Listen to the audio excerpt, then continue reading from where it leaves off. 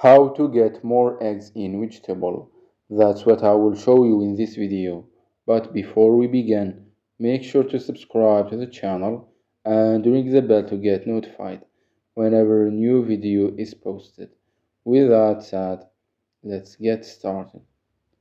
Now there are two ways to get more eggs. One is free while the other one is paid. So let's go through both of them, starting with the first one. Go ahead and open up Widgetable.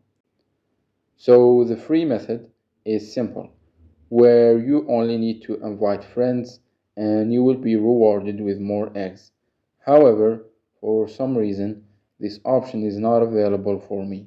So I don't know if you have it or not, but if you have it, then make sure to use it as it's free.